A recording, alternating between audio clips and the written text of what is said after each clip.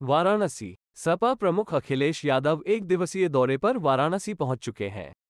वो लोहता से सिगरा के लिए निकले हैं। सपा मुखिया यहां एक निजी कार्यक्रम में शामिल हुए। वहीं प्रमुख कार्यकर्ताओं व पूर्व विधायकों संग मुलाकात कर लोकसभा चुनाव की रणनीति बनाएंगे। अखिलेश के आगमन को लेकर कार्यकर्ताओं में उत्साह है। जगह जगह कार्यकर्ताओं ने उनका स्वागत किया। अखिलेश यादव निजी विमान से बाबतपुर एयरपोर्ट पहुंचे। वहां से सड़क मार्ग से भट्टी लोहता स्थित जिलाध्यक्ष सुजीत यादव के घर गए, जहां उन्होंने सुजीत की मां के निधन पर श्रद्धांजलि अर्पित किया। साथ ही शोक संतप्त परिजनों को ढांढस भी बंधाया। सपा सुप्रीमो अखिलेश यादव ने मीडिया के सामने भाजपा का पर जमकर निशाना साधा। अखिलेश यादव ने कहा कि भगवान राम का जब बुलावा होगा तब हम अयोध्या दर्शन करने जाएंगे। अखिलेश यादव ने मीडिया से औपचारिक बातचीत में बताया कि भारतीय जनता पार्टी आज देश को बांटने की साजिश कर रही है। भगवान रामलाल का प्राण प्रतिष्ठा होना एक ऐतिहासिक पल है, लेकिन इसका राजनीतिकरण नहीं होना चाहिए। आगामी लोकसभा चुनाव में पीडीए के बल पर फिर सरकार बदलेगी। बीते कल लखनऊ में डिंपल यादव को भावी मुख्यमंत्री और खुद को प्रधानमंत्री वाले पोस्टर लगे के लेकर बताया कि समाजवादी पार्टी के कार्यकर्ता मन चले हो गए हैं और ऐसा काम सस्ती लोकप्रियता के लिए करते हैं।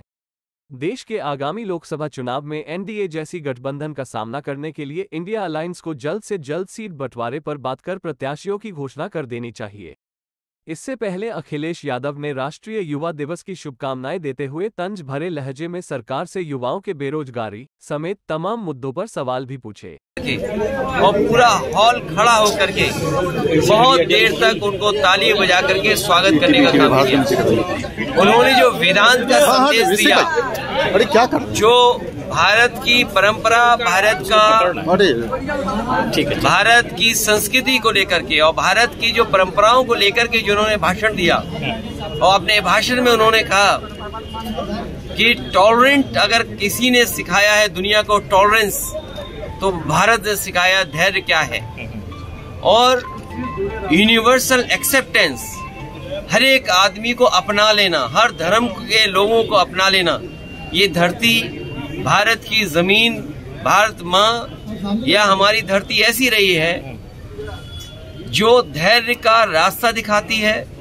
हमारी जो परंपराएं हैं वो टॉलरेंस सिखाती हैं। वहीं सबको एक्सेप्ट किया, सबको अपना लिया, वो संस्कृति हमारी है। जो यहाँ आया उसने हमारे देश की संस्कृति को अपना लिया। ये हमारा भारत देश है, जो संदेश स्वामी विवेकानंद जी ने दुनिया को दिया। वहीं उन्होंने जो तीसरे दिन का भाषण था, उन्होंने कहा, उस कोट को मैं अपने शब्दों में कह रहा हूँ, तो उन्होंने कहा कि हमारे देश में धर्म तो बहुत है, लेकिन यहाँ जरूरत है रोटी और रोजगार की। आज जिन परिस्थितियों को हम देख रहे हैं, हमारे समाज से टॉलरेंस खत्म की जा रही है।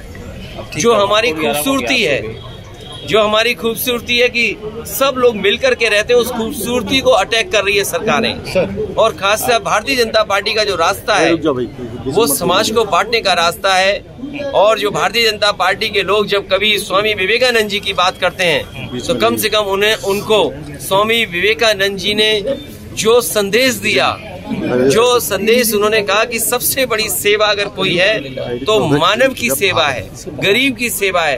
क्या आज हम पीछे मुड़ करके देख